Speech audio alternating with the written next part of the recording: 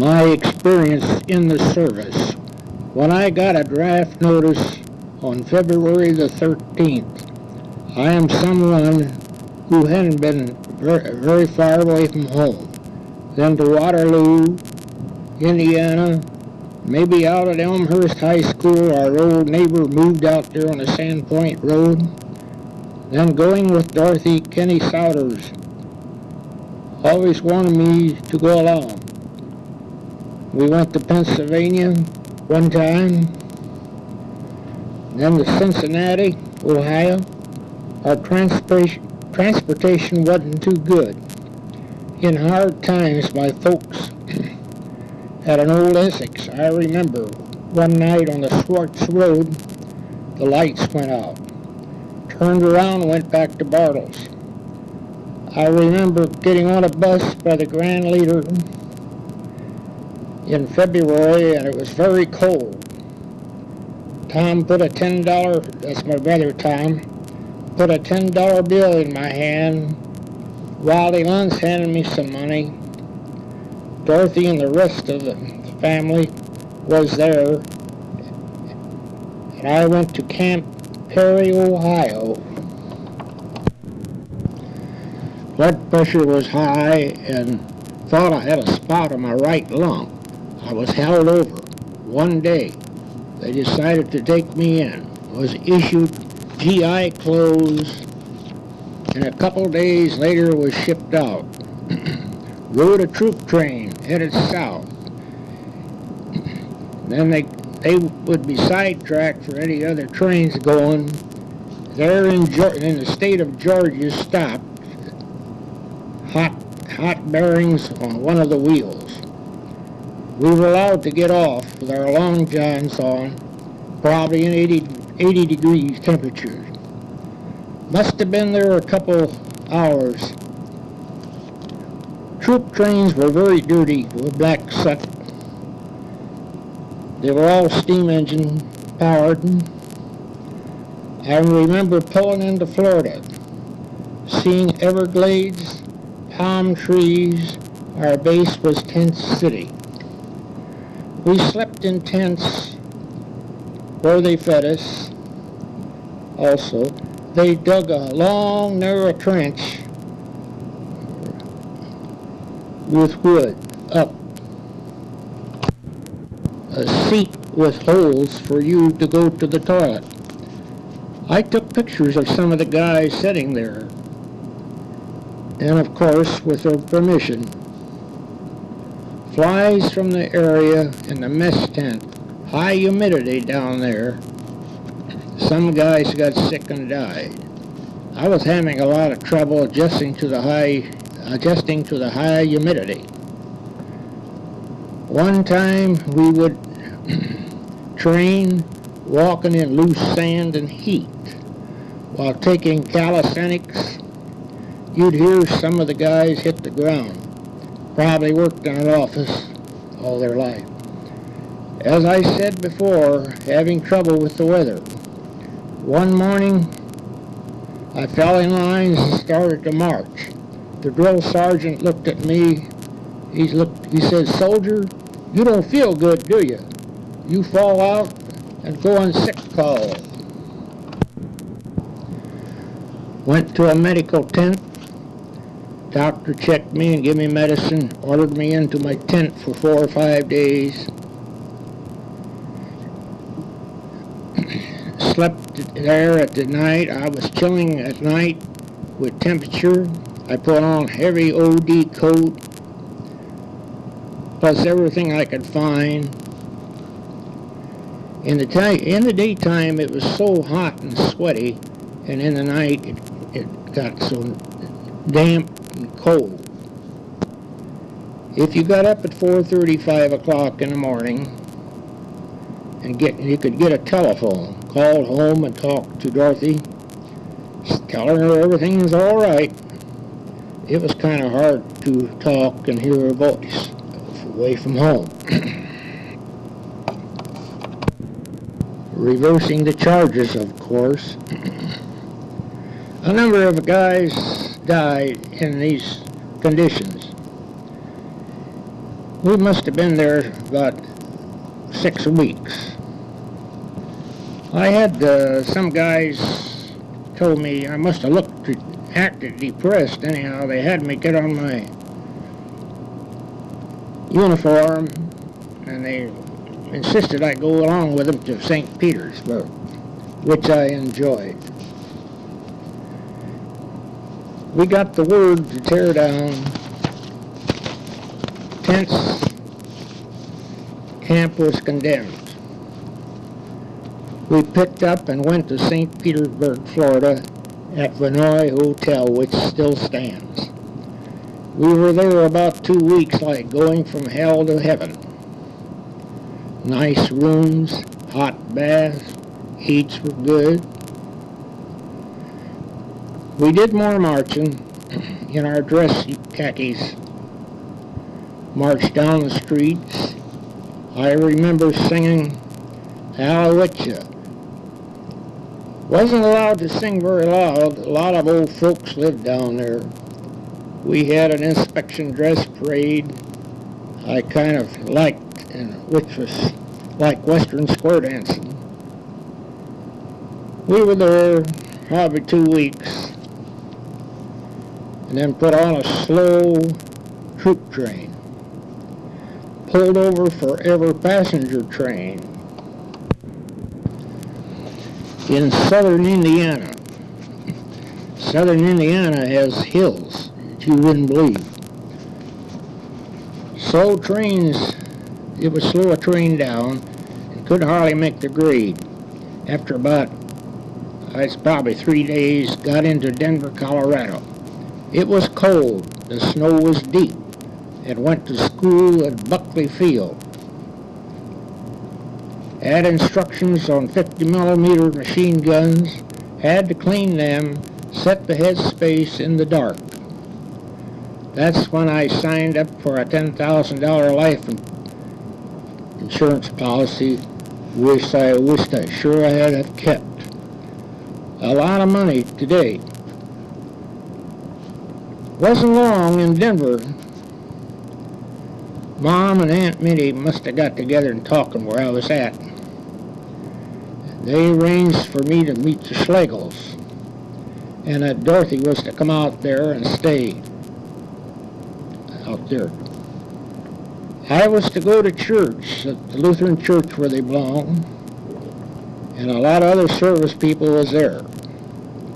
Ruth Humsher, a close friend of the Schlegels, said, I got him.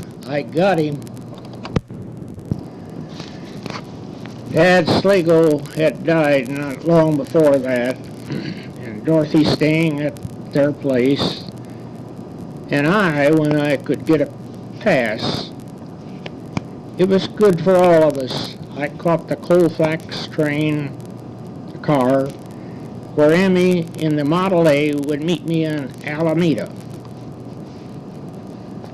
Could get a 24-hour or 48-hour pass on weekends. Had to go before the commanding officer and salute and make a request what I wanted. Was up in the mountains a lot of times with gas ration. They would say for special occasions. Will never forget the Schlegels. Emmy would say the man of the house has to have a beer with my meal. We'll never forget them. Went to Watertown, South Dakota for more training. Dad, Mom, and Dorothy came out for a week. Pheasants fly around like small birds here. A lot of hunters go there. Another soldier and I was on guard one night in a building. It was getting 1 a.m. and we decided to stretch out on the tables. No more, started to relax, and the furnace exploded. There was live ammunition in the building. We got out of there as quickly as possible. I remember diving in a low ditch. Ammunition was going off. but close where we were at on the tables was a large bomb sight instrument, which we should have got out. Several $1,000s they cost. Was there about 3 weeks. Then on to Salt Lake City, getting prepared to go overseas, which included shots. They pulled one of my back teeth late in the afternoon, went to supper that night, started to bleed, got a little sick and went back to the barracks, missed supper. Then about a week on to Fort Dix, New York, issued more GI material. I remember one item was a cigarette lighter, which I still have. Never used. If I remember right, was in the middle of the night, headed for the ship. Full dress, barracks bag across my shoulder. Went up the gangplank, and this ship was very big. There were 10,000 of us on this ship. Got quartered up to about 12 of us in a room. This ship was known as the Queen Mary, which is in dry dock now in California. And when I and Dorothy was on a trip out there, went through, they showed the pictures how we were quartered. I can still remember the vibrating feeling when leaving the harbor. There were thousands of us on board of different services. This ship could outrun any sub-battleship. It would change its course every 10 minutes. And in the daylight, you could look out the back on the deck. You could see the zigzag pattern in the water.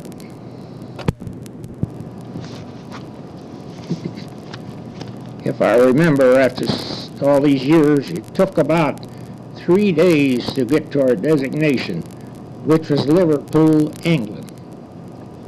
We were put on a troop train and pulled in a small burg called Tibestall. They sold tea and crumpets and petrol. Trucks brought the barracks bag, walked about 1.5 miles to our base. The first night was quite an experience.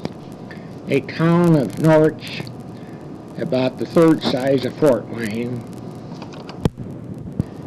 18 miles from where we was at. Floodlights were pointed in the sky, bombs going off. You could feel the ground vibrate. We lived in a Quonset hut. As we walked, Mike Spasm, my old buddy, said, "Come on, Langley, get in here." So he went in a small room, and Joe Ganazik got in there with me. So we had a real nice quarters. It was for higher rank personnel. So the three of us had good private room. Otherwise, we'd been out with a large room with the rest of the personnel. Weather was so cold and damp. It wasn't long I got my chest congested. Had run temperature. Went on sick call. Put me in bed. Gave me aspirin and had to drink lots of water. Only time for me to get on my feet was to go to the bathroom. Was there about 4 days. Latrine in a building near our hut was close to our hut. To take a shower, it was several hundred feet away. We walked quite a ways to the mess hall. They ate a lot of spam. Dory didn't think I was getting enough, so she set some more over with peanuts. The peanuts was very good. We had a barber from Salt Lake City, charged very little for a haircut. Another time got a 4-hour pass went into Norwich to a barber shop. He dry shaved my neck and sideburns. That was the last time for that. We always were on duty, and they might wake us up at 3 a.m. for a flight at 5 a.m. to make sure power turrets and bomb shackles and guns were working. We did not load bombs. That was another armament group. We made our runs in the daytime.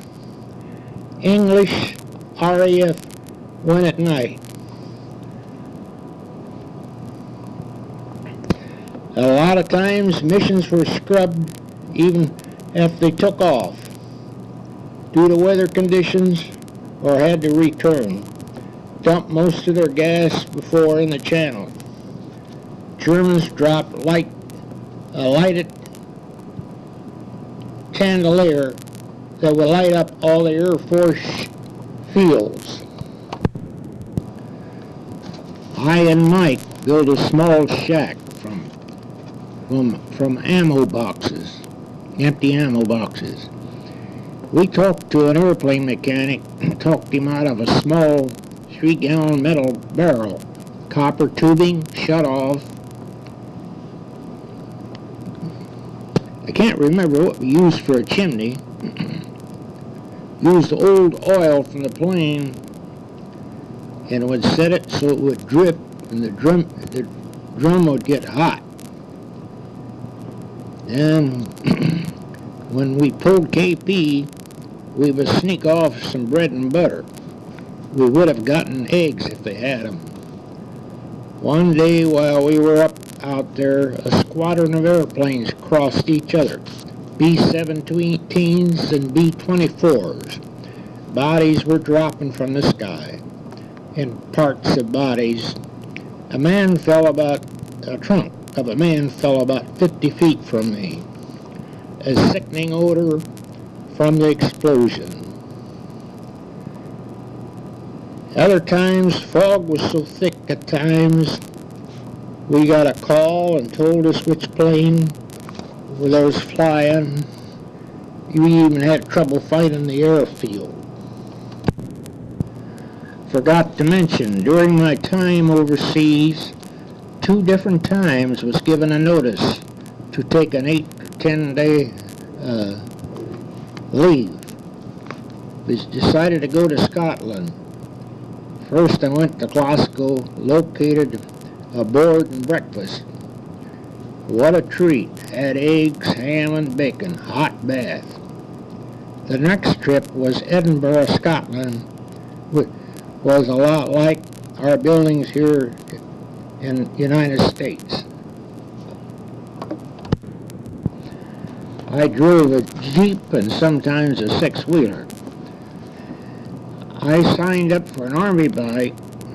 I might mention I had to take an Army driving test, which I flopped.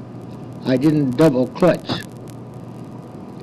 Took it over and got it. One night a surprise.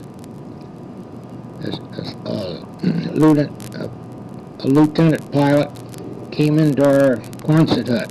He said, he's looking for Langley. It was Richard Pud Kluffenstein. He was in our Leo class. How he knew I was there, I don't know. We had a nice visit. Before he left, he said he just bought a new bike, and if I go down, I want you to have it. He volunteered for another pilot to take another flight.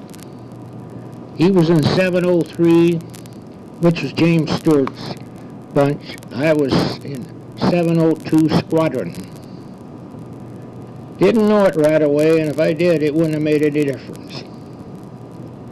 Years later, they found his remains. Had another surprise sometime later. Harold Bandolier looked me up. He drove for a colonel. He had a pud job. Our two mothers knew each other and must have set this up. He talked me into getting a 4-hour pass, so we ended up in a pub in Norwich. This is not your dad or grandpa talking, writing this. We sat and drank a lot of limey beer. Beer over in England was so weak you already felt it. English people would stick a hot poker in the beer to give it more kick. Every pub had a fireplace, and then their pastime was throwing darts and singing. One song I remember was "Roll Me Over in the Clover and Do It Again." After drinking that much beer, you had to dispose of it quickly. Outside along a wood fence. It was blackout every night in England.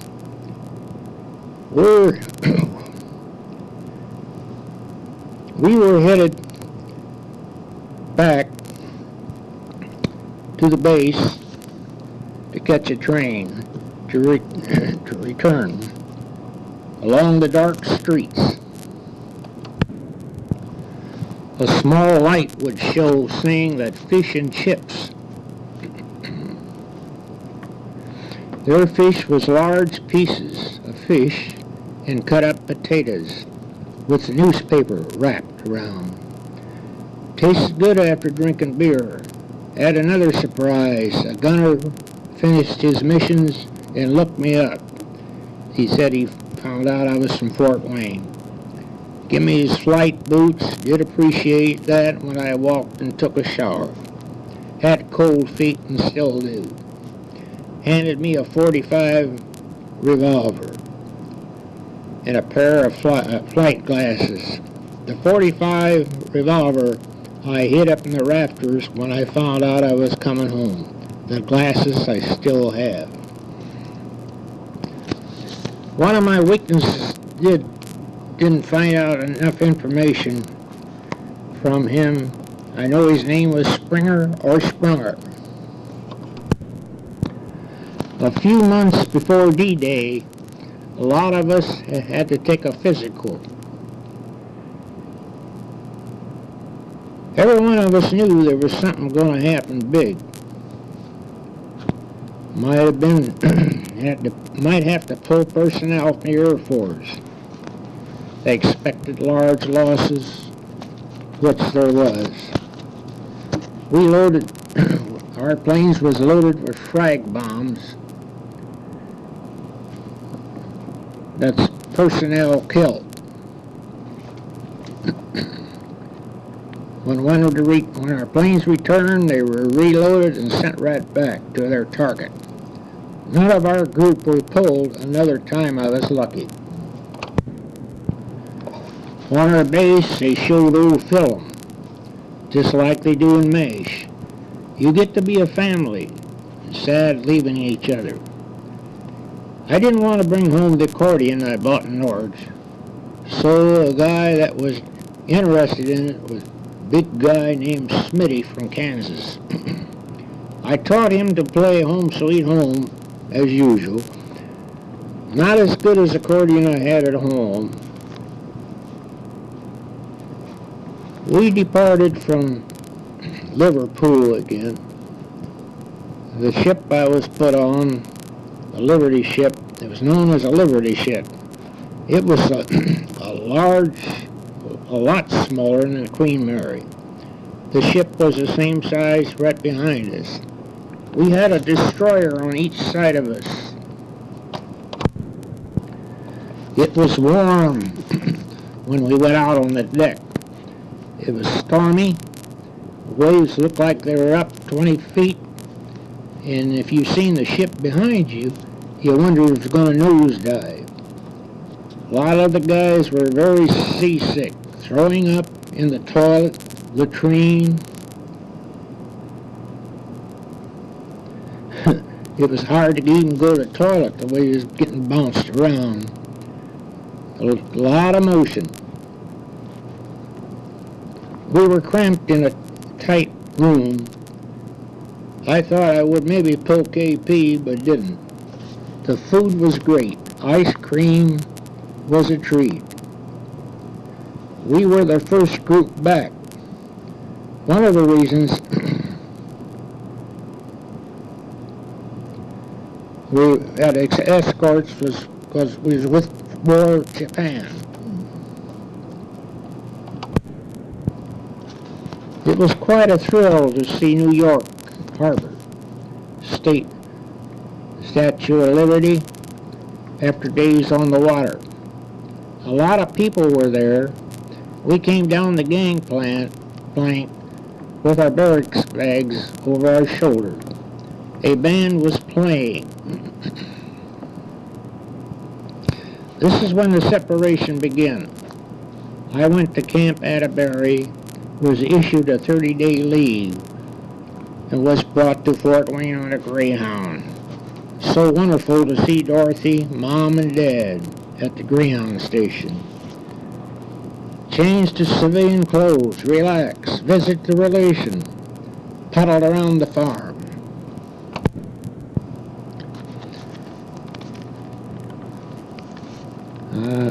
I had my orders to report back to Camp Atterbury.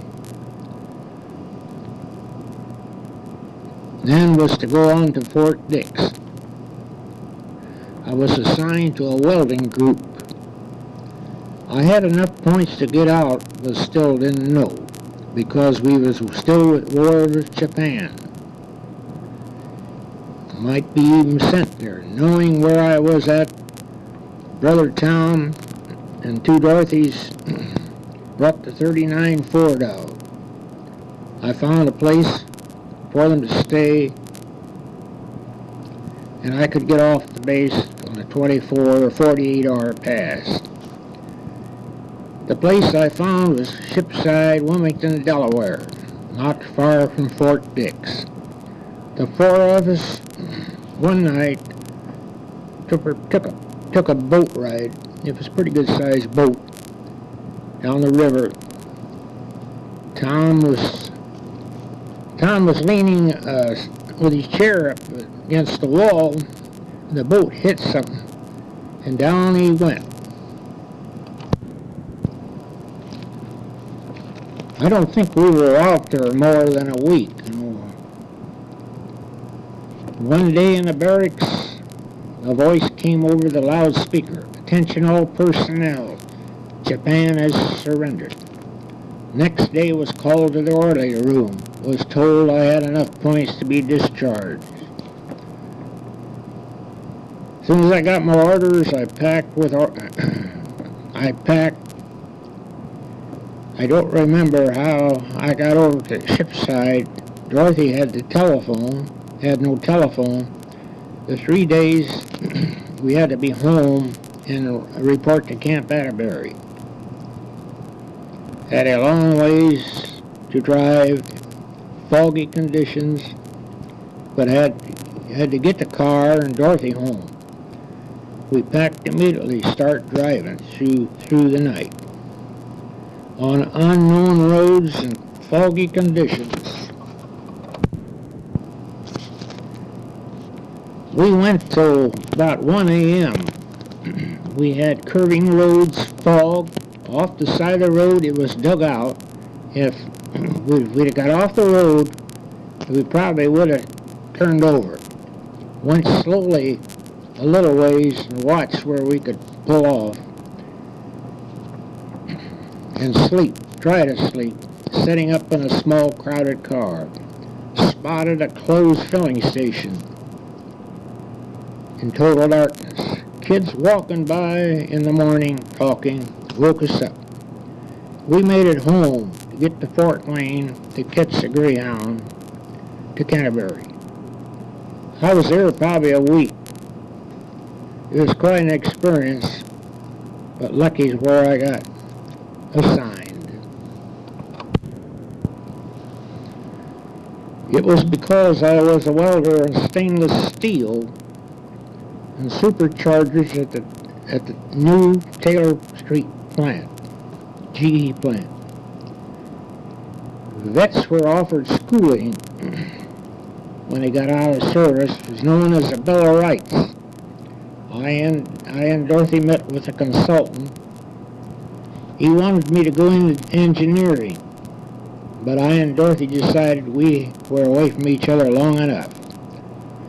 I decided to take a 4-hour course in carpentry. On my final exam, I answered all my questions correctly.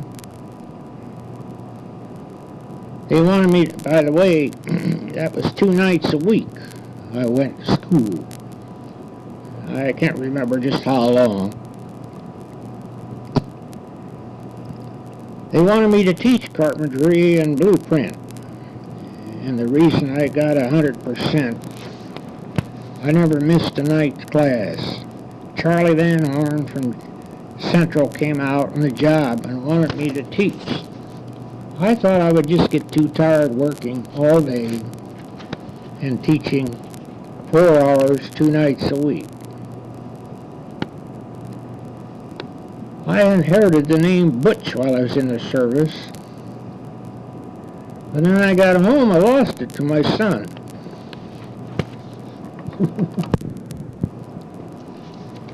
In England, you know, this is something I should have put in before this. In England, I never seen anybody smoke on the streets. They would light up in the pubs. It might be different now. When a black cat crosses in front of you in England, that's good luck. Over here, it's not. They have narrow asphalt streets. At times, you can see 15 to 20 bikes riding. A lot of people ride to work, plus enjoyment. And had to get used to get on the left side of the road. Went to London once. First thing you have to do is go to YMCA bed, get a bed and bath.